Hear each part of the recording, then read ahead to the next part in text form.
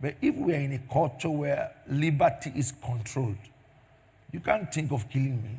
So the problem is the inner man that has been given room to act needs to be guided back from their nursery, primary, universities, workplaces. So if that inner man is not guided back, the crisis will progress. So the gun has no problem. The man using it is the problem. If we solve the man, we will solve the gun. Thank you so much, sir. Rightly said, if you solve the man, you solve the gun. Now, let's move over to this question. This one comes from a pastor in Asaba. He says, "Good morning, Bishop. I was at the recently concluded Rehoboth 25 event, and I must say I was wowed and I was heavily challenged. But sir, I would want to ask the question on how did you coordinate over 100 visiting ministers and maintain excellence across all sections?" It's your choice to be excellent. Excellent is a choice. You don't give it to anybody. You have to decide to be excellent yourself. So, for example, you come late. Is it somebody's problem? It's your choice. You choose to be late to your functions. You're not orderly. These are decisions you take.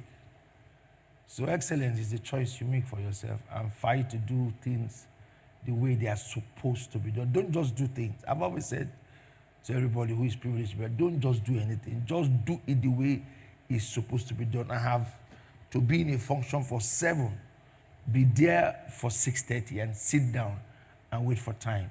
I'm supposed to set this place this way, set it the way that whoever sees it will appreciate that somebody set it. So the choice of excellence is in your hands. The choice also for not being excellent is still in your hands. You can think whatever you want to think, but doing things right and doing them when you are supposed to do them gratifies you. And that's the thing people don't know, that anytime you do things well, it adds to you, not to the system that you helped. Anytime you do anything and it is excellently done, it's a trademark on your name. It's not for a system, it's for you. When you do it bad, it's still for you. So let's understand that doing things right and well trademarks your name. And the more you keep doing things like that, you will know the day that recommendations will come from afar. How did Joseph get to the throne? It's simple. He did something right in his system where he belonged. So when they needed help in a superior place, somebody who saw him recommended him. And that's what we shouldn't forget. When you stay in a system, do your best to be excellent. We didn't hear that Joseph was so loved, so he was excellent. No. He just did his job. He was just there and was an extraordinary guy and ended up becoming the leader of everybody. So I have made a choice to make sure that anything I touch should be done well. It's my decision I took. I sat there and I told myself, I will always do things excellently well. It takes a lot of pride to do that, but I enjoy doing it well. You can't come and talk to me anyhow, because I won't give you room for that. When I'm through, you think I own the thing, because I believe that life is ownership. Own anything you are asked to do, own it. Don't do it as if it's not your own. Own everything. If you want to help somebody, help the person. If you want to advise, advise. If you want to give, give. Anything you are doing, own it. Those are the records you keep that life cannot. So the man of God should just understand that. It's very simple. It's a decision I took, and that's what is being expressed. So that means this thing about excellence, I believe this is how many people have been viewing it, including myself. This thing about excellence is not a thing about being professional, No. but having a decision. It's a decision. If it's a professional thing, then everybody should have excellence. So some people have been trained, but they don't have it because it's the decision you take that aids your actions. So take a decision to do certain things well. And so that's why you see some people get angry. It's not anger because they are offended over people. They just don't like the way people do things because somebody is not doing something right. I will be irritated when I see you do things like that. Just do it well. Do it well. Because the records of doing things well returns to you, not to me who asked you to do it. So let's know that it's not a professional thing. It's a decision thing, please. This is one of the reasons why Gospel Manager is here to broaden our understanding about the basic things that we feel ought to be, whereas we're not getting the propounded results from it. For example, we may feel that the reason why it may not be as excellent as should be, maybe because we don't have the required skill or resources to achieve it, but the little way you can, if you make a decision to make things excellently, even those who are professionals could be shocked at the level of output that you bring out, especially when you've made the decision to be excellent in all fact. And we want to say thank you to God's servant for that. Now, the next question, also, this is from a pastor. This is from a pastor in Port Harcourt. To say, good morning, Bishop. My name is Israel from Port Harcourt. He says, sir, please, what systems were put in place to ensure order, flow, and timeliness during the week-long convention? As I said earlier, it's a decision. Then after the decision, training. After training, supervision. After supervision, control and correction. So those are the factors that brings all of that. I saw so many errors in the process, which I frown at. Though it's excellent, but that's not what I wanted. Though the man who views from outside is great, but to me, the people made a lot of mistakes. Because, you see, you can't really be achieved or be an achiever if you think things can just be done as they are. That's why I keep saying to people, you don't live your life the way that you feel you don't have a choice to make things go better. That's the way the people are. They don't do things well, so you accept it. It is a standard that brings people to it. People don't bring standard. You create a standard, and people come and meet it. And it's what they meet, they will follow. So I have a standard, and I am striving to make sure people see it. And you must see it. Sometimes it's looking as if it's personal, but it's not personal. I don't have anything to do with you. It's just that standard I want you to see. Because if we get it, you become an admirable person. If we get it, people who cannot reach me will begin to reach you and desire that you come talk to them. But they will not know that you resisted it. Are you getting what I'm saying right now? You resisted every bit of what I was trying to teach you. So that fellow should know that it's just a standard, and then I've encircled that standard to a behavior. And so conducting those sectors will not be a problem. It's difficult for the man who sits. Me, is as easy as anything. Because that's my system. So I can do it peacefully, without struggle. So get the standard. From that standard, you structure yourself, and it will flow as it's flowing around me. Thank you so much, sir. Now, the last question on this, I'm not sure I understand the question, but I'm glad the question is not for me. It says, good morning, Bishop. I am so overwhelmed with the Rehoboth Convention, levels above. Indeed, we are all going levels above. But, sir, please, how did you balance spiritual depth with organizational excellence in Rehoboth 2025 levels above? As I said earlier, I started taking the decision to coordinate that program in February. I did all my write-up in February.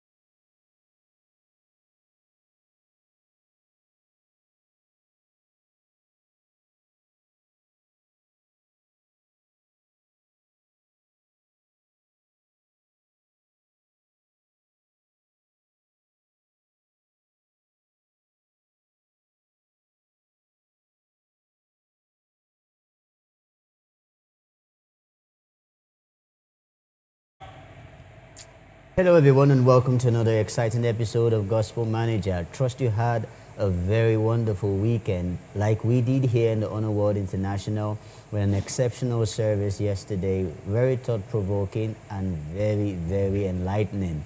It's our week of quality acceptance, and we know that for anywhere and everywhere you've been rejected, this week you will be accepted in the precious name of Jesus Christ. Back to our housekeeping rules. Remember, you could send in your questions at the comment section of the streaming platform that you are watching live.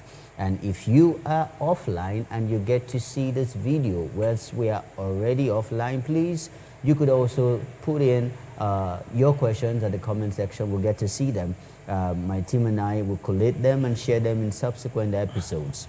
Now, if you are streaming via other platforms, remember you could send in your questions by email at thegospelmanager@gmail.com or WhatsApp text and Telegram text at +234 9047 533019. We'll be so excited to get in your questions as we tackle them together here on the platform. As usual, I'm not alone. God's servant is in the house. I'm going to leave the floor now for him to give his opening remarks and set the course for this episode. Good morning, Dad, and welcome. Very good morning. How was your night? Thank you, sir. 6 days ago, I was having a conversation with myself. I was reading a book, and I tried to look at the strength of any system that will succeed. And I had to go to the Bible. If you look at the history-making life of Joseph and Pharaoh, you discover that every progressive system needs reliable assistance. The role that Joseph played was not the leader, but a reliable assistant. And that's very important today in the active flow of anything that has a future. There must be a reliable assistant to make sure that the person understands how the vision is interpreted, because interpretation is more stronger than a vision itself. So if I bring a vision and I don't have men who interpret that vision, it's not going to work. So one of the good things that Joseph did was to interpret the vision of Pharaoh. And not only interpretation, knew what to do to make the vision work. And every system needs reliable assistance. Every system needs it. Every system needs it. And that's what today's world is lacking. There are no reliable assistants anymore. So it is affecting and handicapping true leadership, passion, and culture, and structure, and growth. So I pray that developing culture needs to start immediately. That people who understand that as they lead men, they are also supposed to raise men that will lead men. I think that will help. So much, sir. Every system needs reliable assistance, and what more can we ask for than one who would run the vision with us and be more reliable than ever? All right, so we had amazing sections yesterday of teaching at the service, and God's servant gave a huge expository on reading. We had several questions asked by some viewers and also in-house staff members, and we're going to be sharing some of these questions on this platform. Some other questions we got at the course of the weekend and also early this morning are very, very important, and today's episode is going to be very, very educating and enlightening. So I want to urge you to open your heart and be willing to learn as we take down these questions. All right, so the first one says, "Good morning, sir.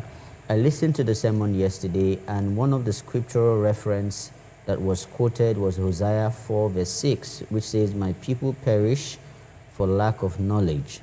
Sir, please, how has ignorance limited destinies in our generation, and how can knowledge restore them?" If you understand how I define reasoning, I say reasoning is the ability to build a thought, grow to consultation, then create a conversation, and then engage to studies. And that now guarantees your decision process. So ignorance is becoming powerful because of our decision. Our decision process is only based on one side ideology. So when you build your decision like that, you will not express true knowledge. So if you want to express true knowledge, you must seek consultation, because sometimes you may be dwelling with pictures of what you see from your level of reasoning, and you have not been able to understand the superior knowledge on how certain things should be done.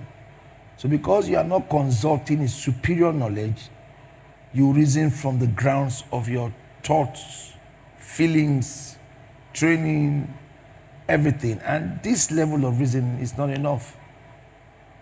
If you do that to yourself, you will take decisions that will literally destroy God's will for your life. But you have to understand that when you go to superior counsel, you are shown a better picture. Then you take a book, you read, then you sit down to cultivate. And that's where you kill ignorance. Because ignorance is not prayed out, it's read out. You read it out of you. You just get knowledge and that ignorance is out. And it takes time to kill ignorance. You must sit down, you must listen, and you must take corrections, and you must start rebuilding again. That's how you grow yourself. And that's how knowledge becomes very effective and very powerful. Thank you so much, sir. This one says, I'll just take this two in one. It says, sir, you mentioned at the course of the sermon that books are lifetime counselors, but I don't even know what to read or who to trust. So how do I find the books that will really guide my life? And another person says in the comments, he says, if what I read is who I am, then who am I? Because most of what I've fed on hasn't helped me. How do I rewrite my story, sir? This thing about not knowing what to do is sometimes I'm amazed how people don't observe. I was a young boy in Lagos, and I was in a church environment. And the pastor, my pastor then, was a very powerful man. And I admired him. I was not among his workforce. I was not close to him. But I was in that environment. I had a book and a pen. Everything he does, I take note of it. I had more details about his lifestyle than those who work with him. When he's writing at night, I will see someone, I'm watching at him. So you don't have an excuse to give while you be confused. You just choose not to learn what you are supposed to learn. The moment you start developing a sense of direction, you should know what to read. If I want to become a successful preacher, I should know what to read. I should know what to watch. The path I'm trying to take has already told me what to do. If I want to become a successful singer, I should know what to hear, I know what to study. So sometimes we are trying to do what is not necessary and doing what is necessary. So knowing what to do is very easy if you can keep your eyes on the ground and observe. The moment you observe, you will know the book to read. You know the questions to ask.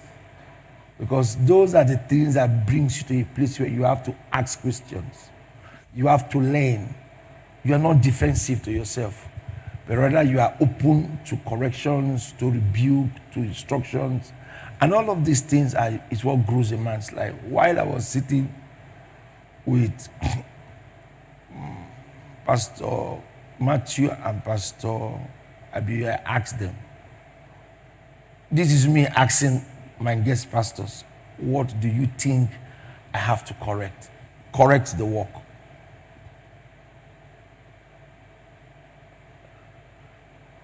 Now, when I even said that, they looked at me.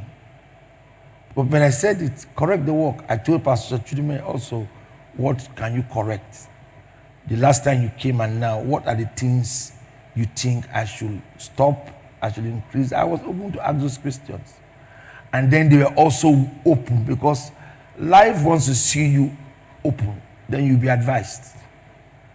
You can't go with pride and get access to lessons. You must always go with humility so you can be taught. So the moment they notice that I have come with that sense of humility, it's like, Matthew took 1 hour to talk to me. Abi spoke to him and told me, even at the airport, he was giving me counsel because I opened up to that. So it is you. The moment you give yourself to those guides of direction, observation, the lessons will come. And you know, I'm always with a book when I see them. I can't forget all the things they say, they are documented. Some I've worked on, some I'm still developing them. So your growth is not in anybody's hands. It's in your hands to fastfully observe and fastfully learn. But remember, time is not the victim of somebody who gave it to you. Time is a victim of what you do to it. So, and that question helped me a lot because I knew that these are people I should learn from, and I gave myself to learn. And I was happy I asked those questions. So it's easier if you observe, and that will give you the direction that is required for your life. Thank you. Thank you so much, sir. Okay, so we'll take this question just coming in from Chioma now. Says, good morning, sir. My name is Chioma. I am a student currently in my finals. I'm studying business administration in the Polytechnic. I will be turning 30 next month and I'm uncertain about my future. I'm torn between several paths. 1, joining the corporate world after graduation. 2, venturing into tech. 3, exploring content creation. Regarding the corporate world, I've been told that HND holders face discrimination and I might need to pursue a bachelor's degree to be valued in an organization. On the other hand, I'm interested in tech, but I'm unsure on which area to focus on. Content creation is appealing, but my iPhone 7 Plus has storage issues and it's bad from the battery to the camera. I'm worried that my current setup might limit my ability to pursue content creation. Additionally, I was baking, but I had to stop during my National Diploma ND studies due to clashing schedules and lack of equipment. I also have some strengths that might be relevant to my career path. I'm confident in public speaking, effective at addressing people, and skilled at strategic thinking. I'm also a quick learner and often come up with good solutions to problems. Given these strengths and interests, I'm feeling uncertain about which path to take. Should I join the corporate world, pursue tech, or explore content creation, or consider other options? I'll appreciate any guidance, advice that you can offer. Thank you very much, sir, for the time. There are too many things people desire to do. Sometimes I'm even asking the question if they know what to do. In my little life that I have lived, there are things you attract, there are things you build. Before you start attracting things, what have you built? And I've always said this thing. If you don't build first, how do you attract? And that's where we are missing it. Because we are trying to get attractions, but we have not built anything. And it's very risky for life. So if that fellow wants to do anything, what is that fellow involved in? What are you involved in? Whether you went to school or you didn't go to school, what are you involved in? That thing that the person is involved in should become your starting point to anything you want to become in life. Anything you want to become in life must start from where you are starting. Donald Trump is a casino guy. Today he's president of America. That was not even his vision for life. He had no dream to be president. That is what build-up does. Build-up brings attractions to your life. And when it comes, you look as if it's something you planned for. So, I may not be answering this question from the angle of the person, but I'm trying to say that there are too many distractions. People are too distracted because there are no build-ups. Because the moment you have a build-up, anything that comes is your attraction. And it will be easier for you to just know what to do next without getting confused. So people don't even have proper build-up. So everything becomes a distraction. Even a distraction becomes a distraction. Even a goodwill becomes a distraction. Even an advice becomes a distraction. Even an offer that is not right becomes a distraction. Because there is no build-up. Because it is that build-up that gives you access to certain decisions. No. I have come too far in this thing, so I know what next to do. I've paid so much price here, I know what next to do. So my conclusion here is, what kind of build-up does this fellow has outside the degree that the person has? Because if that build-up is there, it is easier to know where to walk.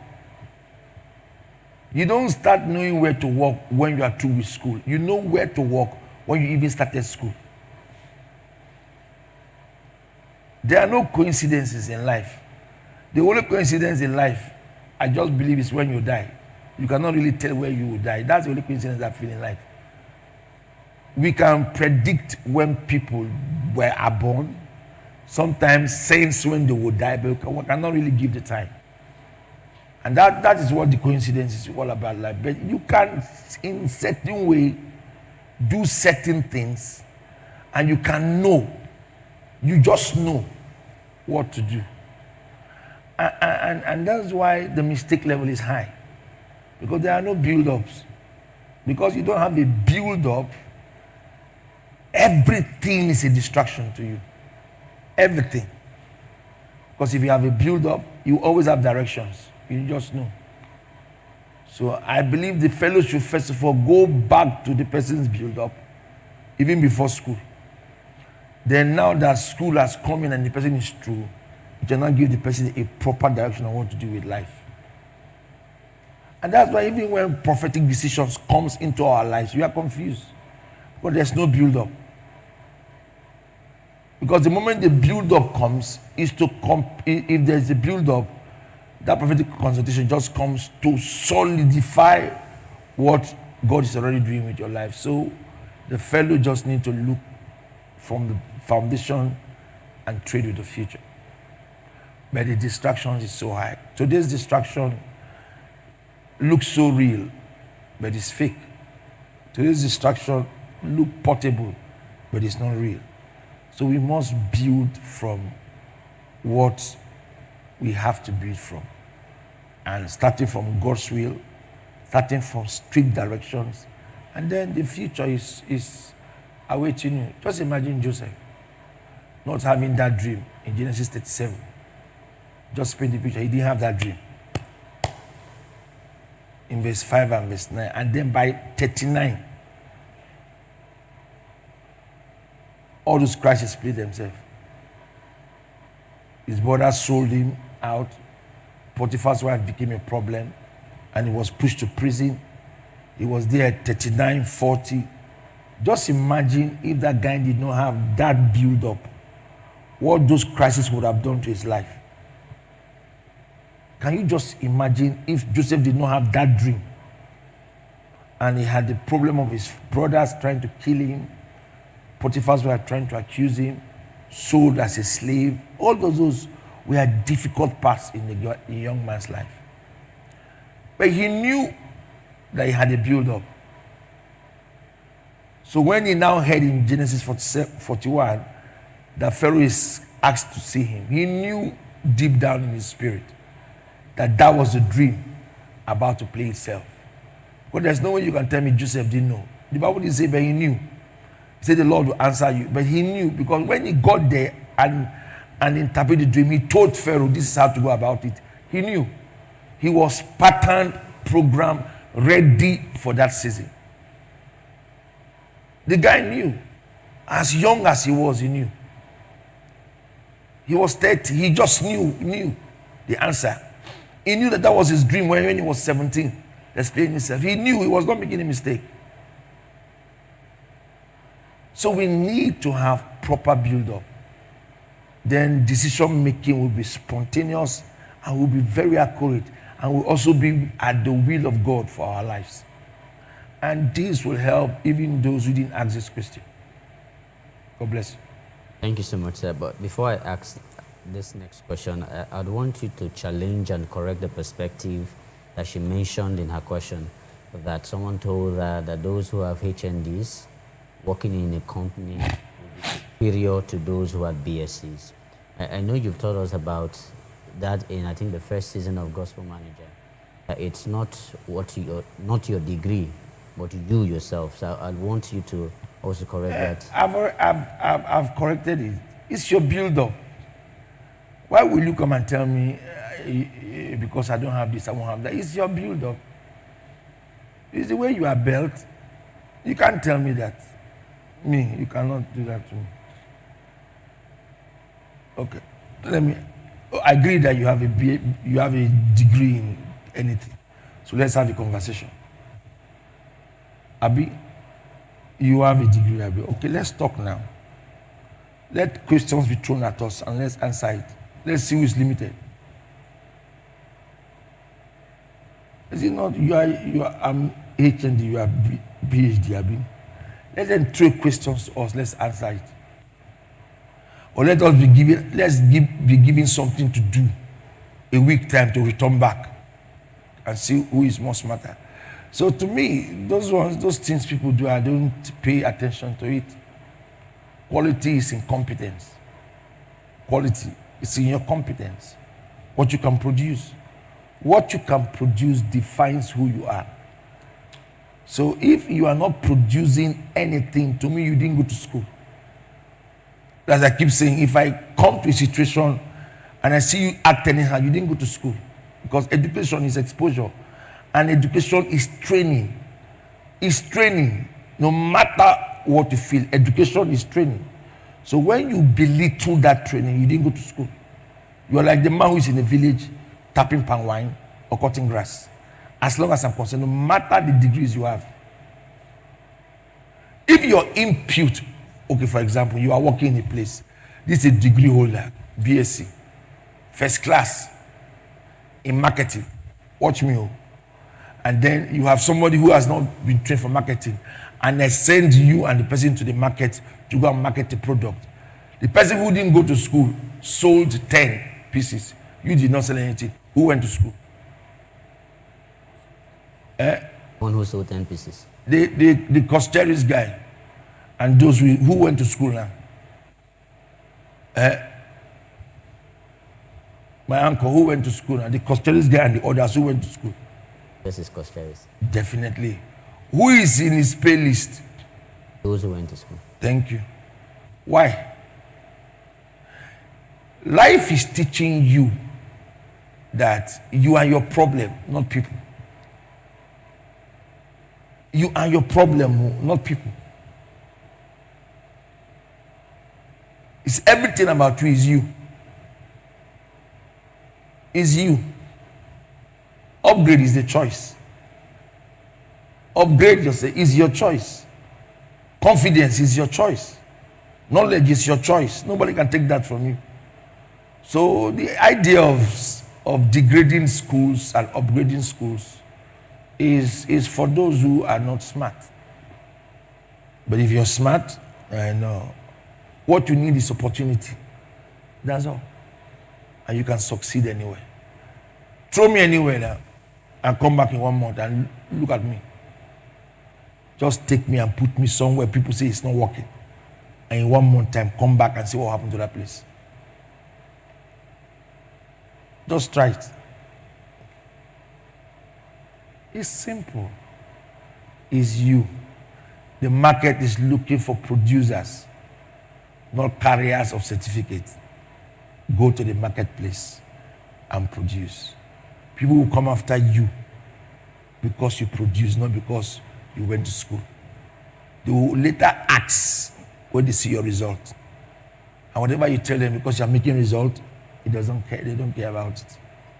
So let's not, whatever anybody says in that light, it's not the person's problem. It's you who received that. Stop accepting those kind of things. They are not right. We all don't have the same privilege. You may have, I don't have. You may have to go to school, I didn't have to go to school. I may have to go to school, you didn't have to go to school. But we have one same privilege, we have one God, same time, and same space. So I will use my space to build my own life. Because that is what life gave me. But I will not sit down and feel limited about it. That's your choice. Thank you so much, sir. Okay, this next question says, good morning, sir. Please, what is discipline and consistency? What does it mean to you? Discipline means be responsible. And responsible grows to be orderly. That's discipline. Then consistency simply means doing the same thing every day. Whether you are sick, or you are sad, or you are happy, do the same thing. It's like I got up this morning at 4, I've read 3 books, I've read my Bible, I've listened to a tape, and I do it every day. Whether I work so hard, I preached in 3 services, I did counseling till 6, I went to my room, I sat down till at a certain time, went through all my messages I preached yesterday, finished going through those messages before I went to rest.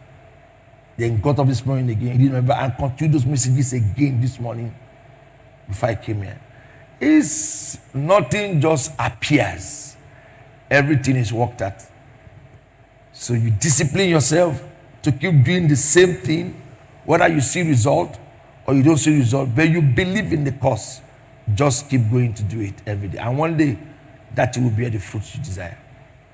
Thank you so much, sir.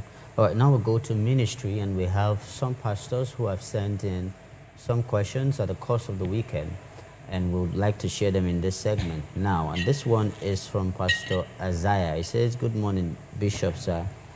Sir, I feel called, but why does ministry feel so heavy? Like I'm carrying a burden I cannot explain. From Pastor Josiah, he says, good morning, sir. Everybody talks about results in ministry, but what do you do when you pray, fast, and serve, yet see no fruit? Let's be careful the attractions we see. When you carry a child to a certain house, there is swimming pool, there is bouncing castle, there is AC, and the child is poor. The child is from a poor setup. Every day the child goes there. It affects the mentality of the child. The child begins to feel that the parents have disappointed him. But we are seeing ministry from the angle of those who have succeeded. That is why sometimes it's looking as if we are struggling. Let us see ministry on the angle of nobody have succeeded, but you want to be the first to succeed. Then you will do ministry with peace. The moment you start doing ministry as if you have references, but not at the point of distractions, then you do ministry with peace. So if we want to do ministry with peace, we must do as if nobody has succeeded in it. We have references to look at, but we need to work, and I want to make sure I create my own image in ministry. And remember, this is a separation to God, a separation to life, a lot of separations in ministry.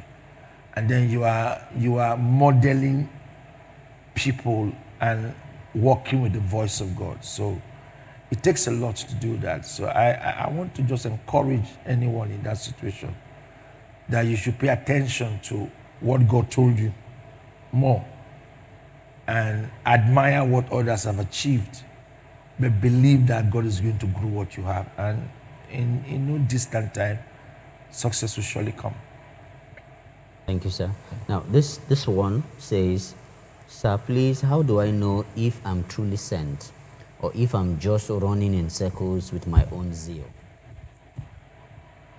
You must first understand that there are no prophetic coincidences. Why would Jesus meet Peter? Have you ever asked that question? Sometimes we just ask crisis-based questions. Have you ever asked, why will Jesus meet Peter? Why was it Peter's ship that he entered? Why? If there was nothing to do, if there was nothing that Peter has to do with Jesus, they wouldn't have met. Sometimes certain persons cross your path because of the future you have.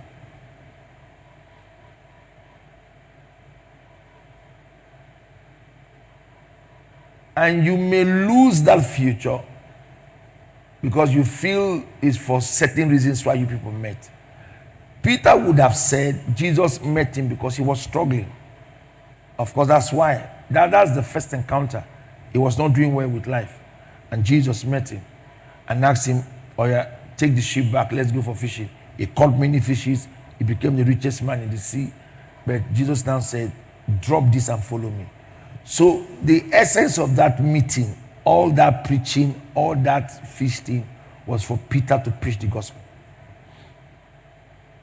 That was the essence of it. The reasons for their meeting was a man struggling, but the end product was the gospel. People are dealing with the beginning, not the end product. That's why people have issues with ministry. The end product of that relationship should be your concern, not the beginning. The beginning was toiling, but the end product is a man with a calling for ministry. So let us check, let us try to pick a glimpse of our end product. You will be settled with life. You will be so restful because you have seen the end of the thing. And that is where a lot of people are blinded of. They don't see the end of anything. They don't see the end of anything. They just take the beginning and deal with it. So because if you can stay prayerful in fellowship with God, He will show you. Because He's the beginning and He's the end. So, people don't pray anymore. People only complain to God. We don't really sit down to pray, to ask questions of the future. We only pray for needs. Give me this, give me that. We don't really take time to pray and ask questions about the future. But somehow Peter understood it and played along. Now in John chapter 21, when he actually went off, when Jesus returned back and did the same thing, what was Jesus doing? The end product. Feed my sheep, feed my lamb. Still leading him to the end. And that's why in Acts chapter 2, we saw the harvest of that end. He began his first gospel and 3,000 came to church. In Acts chapter 12, he was arrested and the church he raised prayed him out of prison. That is the future that Jesus saw, that Peter didn't see, but only aligned himself with it. I mean, we should be careful and stay humbly prayerful. And the Holy Ghost will begin to deal with you in that angle as a minister of the gospel. Thank you so much, sir. Now we'll go to marriage. And this is so many interesting questions here. The first one is from Annabelle. She says, good morning, Bishop. Sir, I have prayed, cried, and tried, yet nothing seems to change. Is God still interested in my marriage, or have I failed completely? That's how she puts it. Another one says, Sir, how did love turn into distance and silence between myself and my wife? Can a marriage this broken ever breathe again? You know, immaturity has always been the problem of man. You know, I try to get into people's mind, and I ask, what produces actions? What leads you to certain actions you take? What's that thing that leads you there? What leads a marriage where two people that were in peace become enemies? It's very simple. Have you ever seen anybody who is in marriage, who reads a book about marriage? Very difficult. They don't read. And two, they don't ask questions anymore. People don't ask questions anymore. They just assume that they're in marriage for 10 years, 5 years, 20 years, so they know what to do. They don't ask questions. And they don't humbly even go to their spouse to ask, anything you feel I'm doing wrong, tell me. You'll be too proud to say that. So if you want to come out of that, you must give yourself to the humility of lessons. It's very simple. Why will love break? Why will love cease in this house? Maybe I have not acted wisely, because maybe I have not spoken correctly. Maybe I have not done the things I am supposed to do. So instead of me sitting down to blame my spouse, I look for what to review for myself, because it's me and somebody involved in it. What other part am I playing to create this crisis? Now, when I balance it 50-50, I will discover that I'm playing 50%, the other person is playing 50%. So in case I bring myself to the person and the person is still being nonchalant about it, then that's why consultation is important. I've always said, anybody in life, to have somebody who you go to, not for compliment, for correction. I hate compliment as a person because it does not add to you. For correction. Somebody who shouts at you and you sit down into stupidity. See that person will save you from a lot of crises than people who want to listen to your stupid behavior.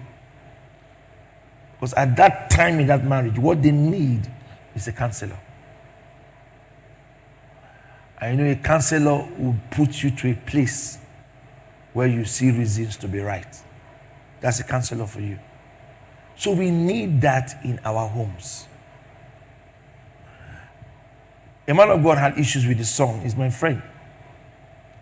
His son went to one of the popular schools in this country, finished, and came back and refused to join the father to run the ministry. The father called me and told me, I said, ask him to come and sing. So he came and sat down. He was talking here. I was looking at him. I only asked him one question. What money trained you in school? He looked at me, but I didn't talk about it. I just said, how did you go to school? He said, his father. From which monies? He said, is it from that church? He said, yes. So I kept quiet. I said, do you have anything to tell me? He said, no. And I asked the second question. I now said, a tree was planted, a guava tree. It grows fruit. Is it going to grow a pawpaw tree, pawpaw fruit, or a guava fruit? He said it's guava fruit. Guava root trained you. Now you have grown. You are now apple. So he burst into tears. I said, go back and assist your father to do that work. Today, he's married. He has children. He's supporting that man in the ministry. Consultation. Though he is a bishop, that consultation saved the son from his ideologies that he was carrying on his head. So every marriage needs that. if the marriage will go away from love loss and the pains that comes with it. We're going to take this question. It's quite emotional and very sad. And this is from an anonymous person. But he says, "Good morning, Bishop. Sir, please, what do you do when the person who once promised to be your covering now feels like your greatest wound?" That your what? Now feels like your greatest wound. Okay. Then he explains, he says, "Prior to 2 years ago, when I was diagnosed of seizure, I was driving and all of a sudden I had a blackout. And then I didn't know what happened, but found myself in the hospital. The accident eventually affected my spine, so I was bedridden for 1.5 years. It altered some of my lungs and issues, so I felt I had to pee on the bed sometimes. Sometimes I couldn't stand. My wife promised to be my covering, but all of a sudden, she is now my wound. God healed me, I got back to work, but the seizure comes sometimes. Now, we had a little argument and I stood my ground against her wish, which to me I felt was a decent decision from me, because sometimes you need to put in discipline in some issues. Then there came my greatest nightmare. I didn't know that my wife had some of those myocantations saved in her phone. Even sometimes where I had the seizure attack, she had all those videos saved on her phone. Sometimes when she was talking to me about where I weed on the bed, not again because I wanted to, but because I had the attack at that moment. She shared all these videos to our church WhatsApp page, my office WhatsApp page, and some other groups that I had on WhatsApp. But she did it through my own phone, so it doesn't look like it was somebody who did it. I got queried from work, suspended for 3 months, even after I had laid down my own views and my own petition. So, sir, I have not been to church for the past 2 months because I am deeply ashamed. Office, I just resumed last week. Going to my children's school is like a horrible experience for me because those videos was also posted on their group page. Sir, what can I do? I want to answer this question to the man. It says self-confidence is not what somebody gives to you. Don't let anybody break you to a level where you can't stand. See this life. Anybody can change against you. Anybody. But you owe yourself something. The assurance to stay strong. That nobody can give to you. It's pathetic that somebody who professes to love you can do that to you. That's life. People just don't, consideration is very powerful. People don't consider anything anymore. They take decisions that satisfies them more than even you who is paying the price for them. They forget easily. And that's where I wonder the kind of mind man has. Forgetfulness, how people forget what you do for them and who you are to them. So he owes himself one thing. Look at me. He should go back to that church. Dress good and go there. You can only rumor it behind Abi. Come and talk to me in person. And walk with his head tall. It's an ailment. It was a season in his life. So if he was dead and resurrected, he wouldn't live among people. He's alive. You should be grateful to God for giving him a second chance to live. Let him live his life. Let him go to that school. Because of his children, he should go to that school and be confident about himself. And warn the school system that nobody should discuss those things to his kids and bully his kids because of that. Stand for his children's life.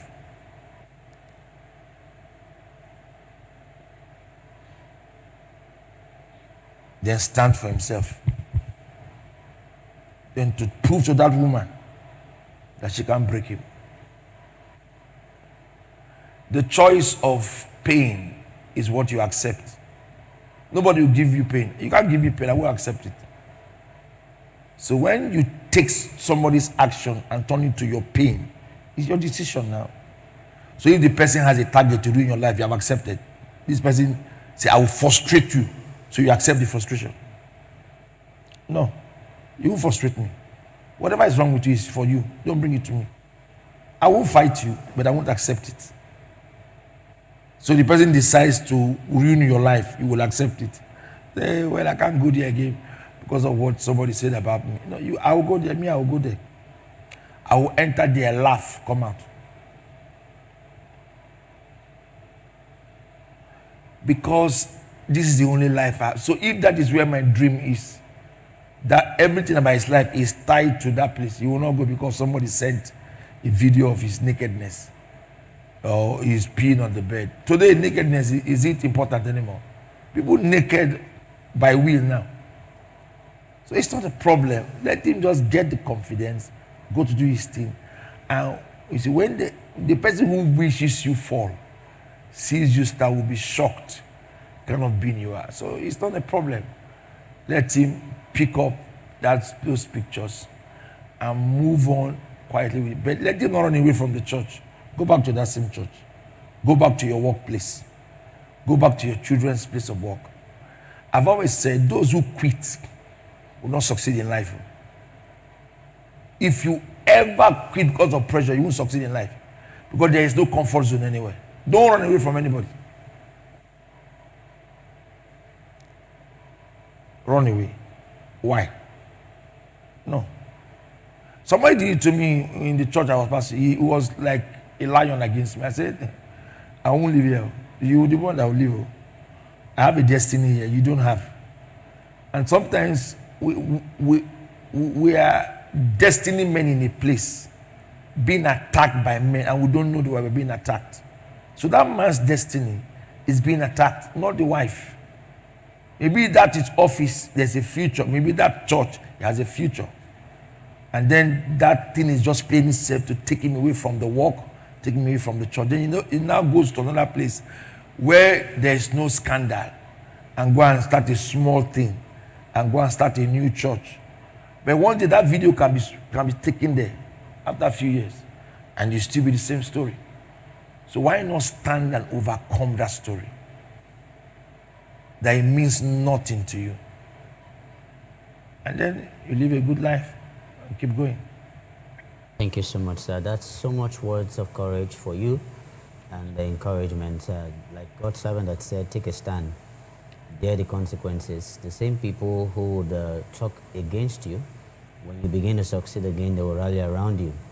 Have you ever wondered, and this is to every other person watching the Gospel Manager, have you ever wondered the same people who spoke against you are the same people who would cheer you and say, we knew that you were going to make it? That's right. Like the Super Eagles, when we lose matches, they criticize them. When they win matches, they are all cheers. So please, be confident and carry out what God's servant had said we should carry out. And we wish you all the best in your endeavor. And sir, please, we would like to, even though he didn't ask, but maybe this will help him or help somebody else watching. About the wife, how should he treat the wife? I don't want to get into that. He should know what to do. The lessons are there. He should know what to do to that kind of a person. What to do is already there, so he should know what to do to that kind of a person. What is privacy means what nobody should see. So when somebody takes what nobody should see and boldly sell it out, you should know what to do with that kind of person. Why was the serpent cursed? Because he knew what Adam and Eve didn't know. But he knew. So but God handled him because he knew. So when people start selling out things they're not supposed to sell out, certain decisions must be taken on their behalf. So he should know what to do to that kind of a woman who does not consider him and the children.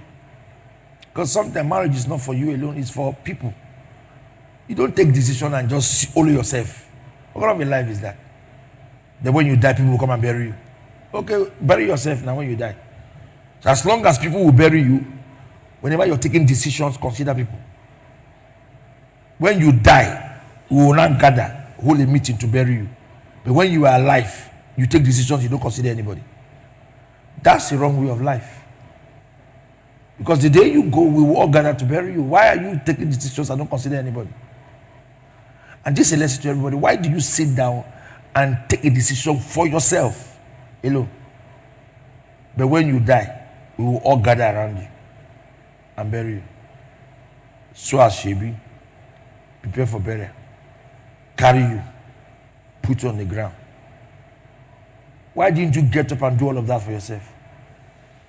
So if you can't bury yourself, then consider people whenever you're doing anything. The effect of your decision, what you do to people before taking it. It's important we know these things. If that lady has considered even her children, leave the husband, she will know what to do in public.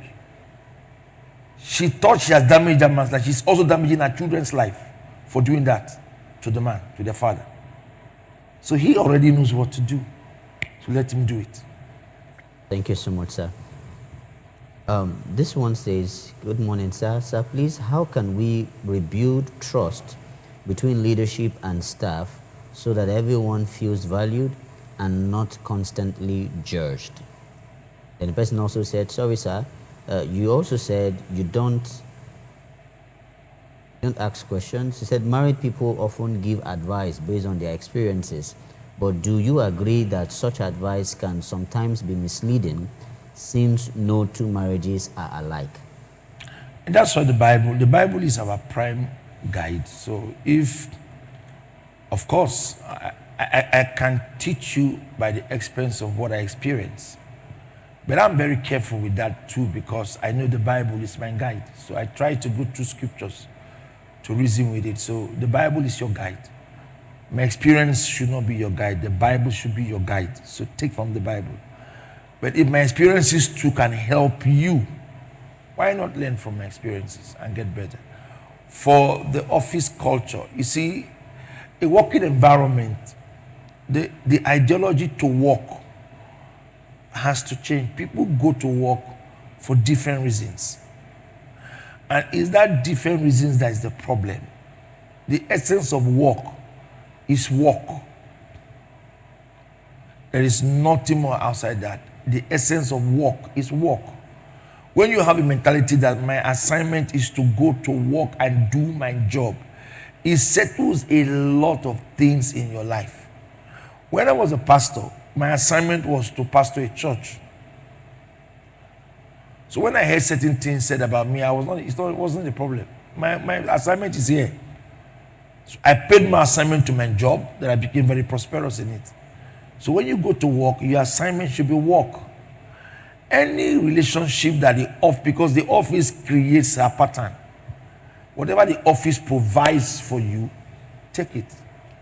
If the boss up there is a loving person, cares for people, embrace it. If he's wicked, embrace the wickedness. But don't let the wickedness, don't be a victim of it. If he's a wicked person, judges people, talks anyhow to people, don't be in that room where he will talk to you like that, because you can avoid it.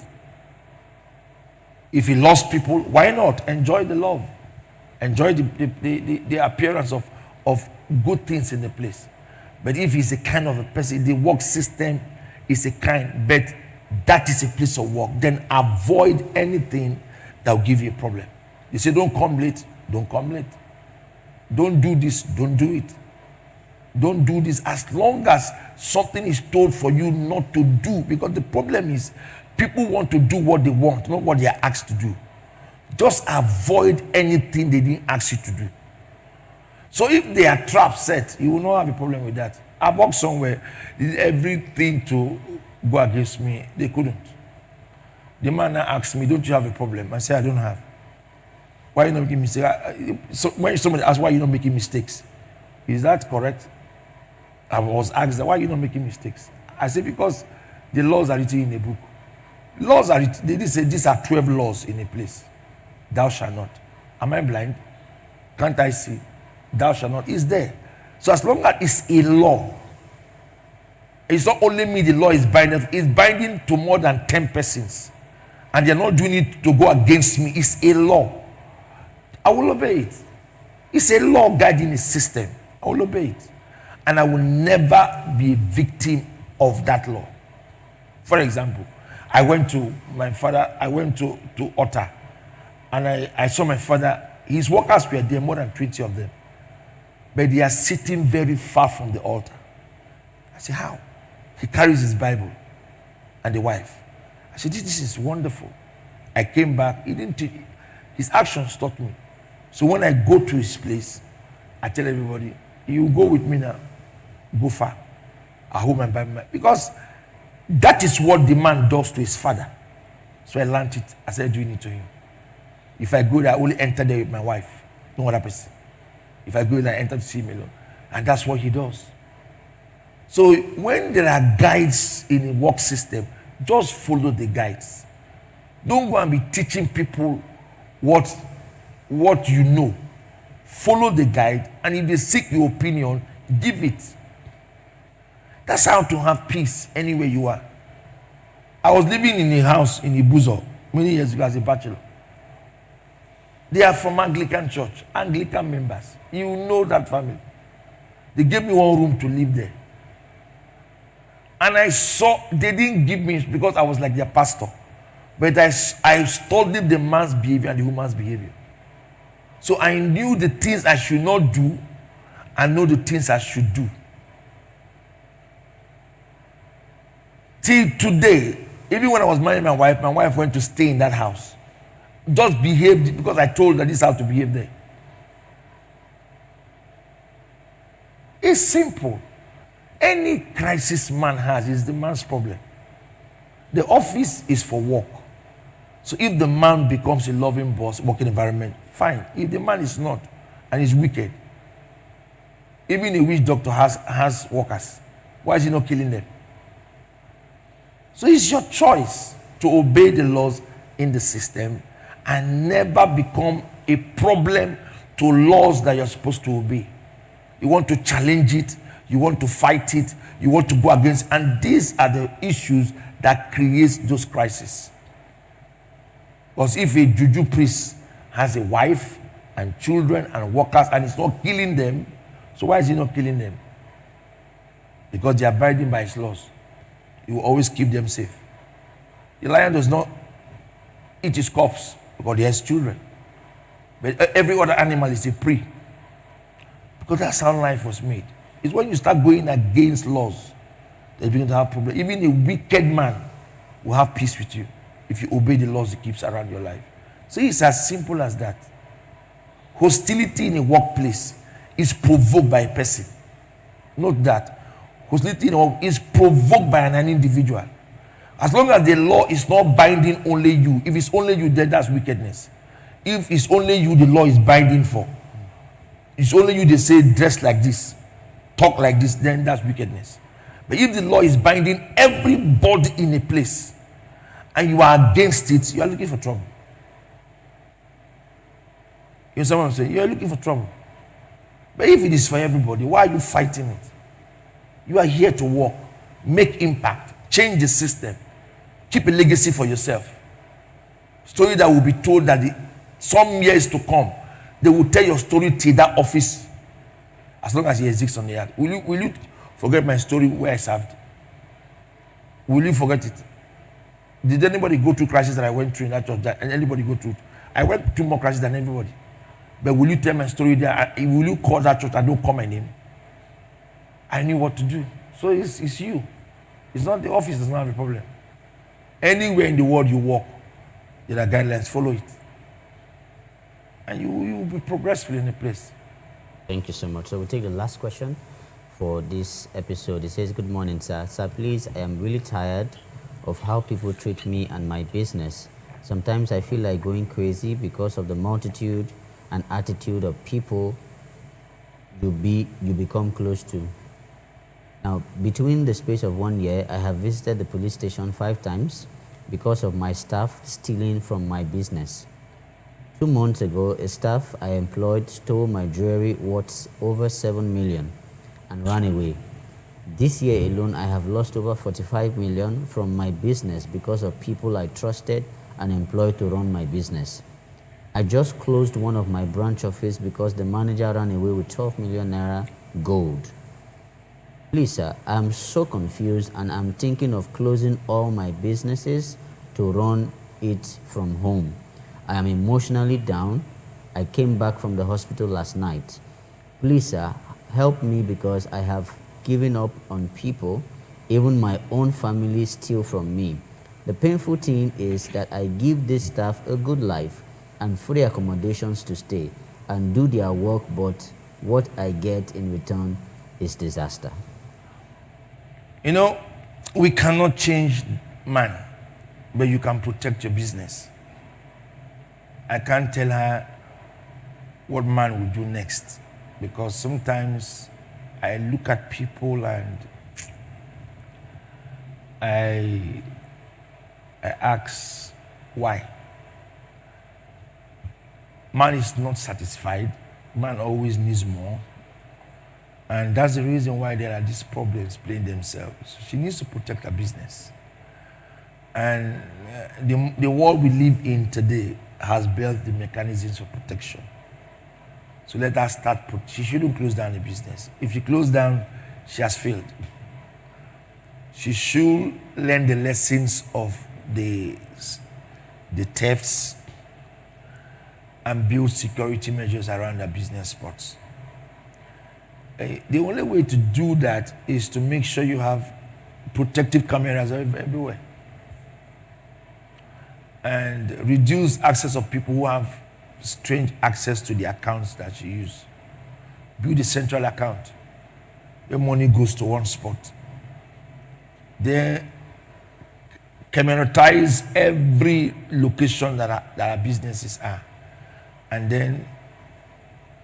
then build criteria on what to do to people before giving them access to monies.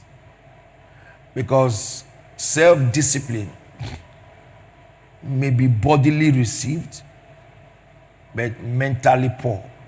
Some people cannot stand the effect of consistent exposure to certain things like affluence and monies. They will get into their head and start thinking otherwise. So you must know who you expose to things. Some people can't carry certain things, so don't tell them. Some can carry, tell them. So she needs to develop a two model, the model of physical weapons for security and the model of raising people not in the grounds of availability, but the ground of testing them with things without them knowing. Then she can build trust. And when that trust is founded in these two platforms, she can now trade with the people. And it's easy. It's a business, so she shouldn't quit. But quitting, no matter how much she has lost. Jesus died and came back. So if Jesus can come back, she should go back, sit down, and redress issues and start up again.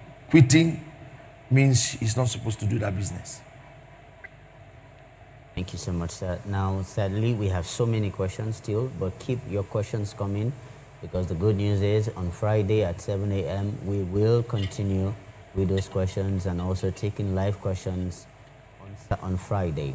Now, please be part of our midweek service this week on Thursday, the 9th of October. It's going to be an amazing time, awesome time in God's presence as we continue in the teaching, the opening of new chapters of comfort through books. It's been a wonderful exposition for us here in the Honor World International, and you can also be part of it by streaming the service live.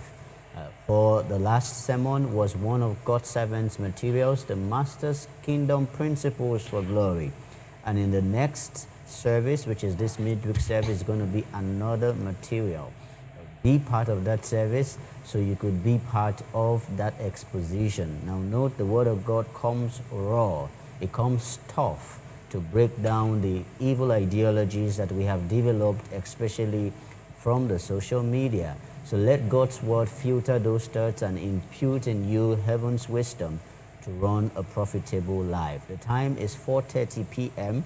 and we are also going to be streaming live on the social media platform you're watching, the Gospel Manager, whether online or offline. Be part of it, please, and we cannot wait to host and welcome you. And also on Sunday is going to be another exposition, 3 awesome services. The first service is 6:30 a.m., the second service 8:30, and the last service is 10:30 a.m.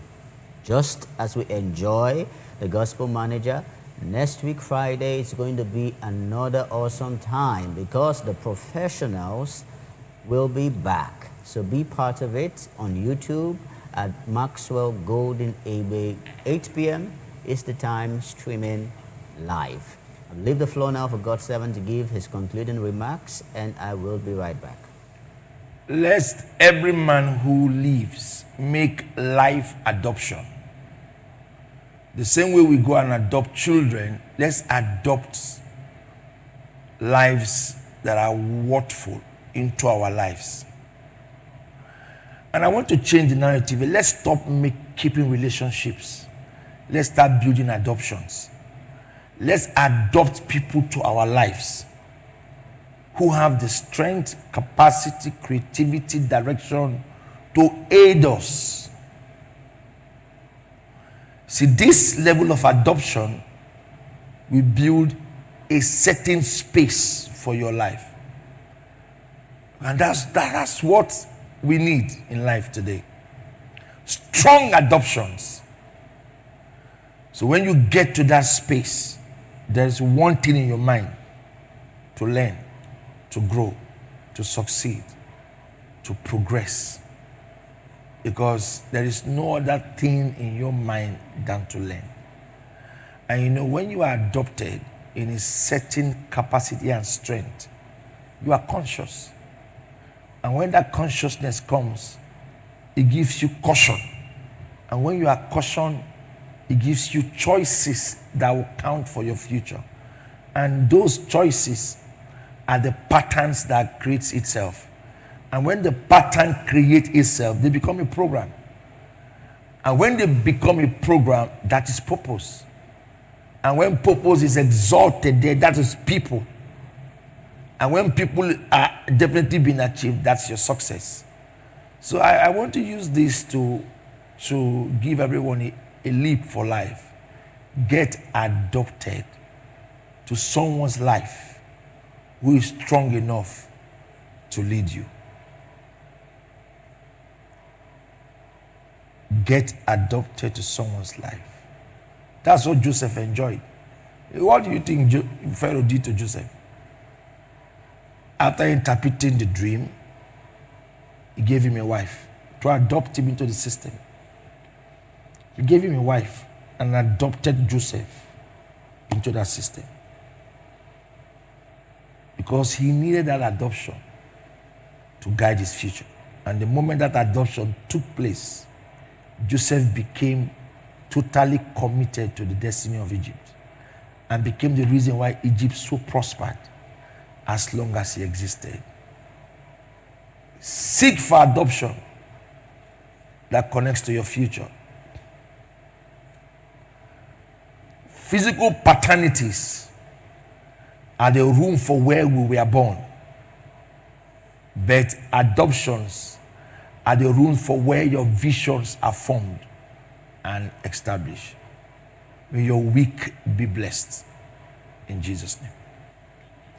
For all of us in the Gospel Manager family, and of course the crew and the team, we are not greedy or selfish to keep God's servant under our own adoption. We want to encourage you to be adopted into this family so you could continuously enjoy the corrections, the instructions and directions we get from God's servant, Dr. Maxwell Egbe.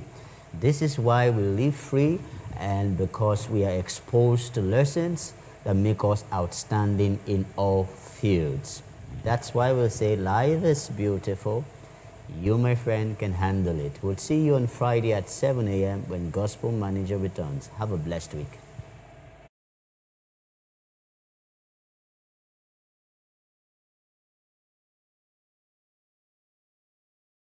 The tradings of knowledge is the tradings of growth. Your life will be better if you spend more time reading. Those who don't read will be misled. Those who don't read will always have things to complain about. Those who read know, and those who know will act right. Acting right is a product of knowledge. Reading enhances capacity and competence. To be intellectual may be born made, but to be a scholar is to be reading made. You read yourself to become a scholar at every frame of existence. Any gift without competent knowledge will be fake. Money making is tied to knowledge, it's not tied to giftings. Read. Open books, read them. Read. Character is a product of the book you read. Every first class student is a first class reader. Read. The book not open can edify you. The book not open can grow you. The book you don't open can never bless you.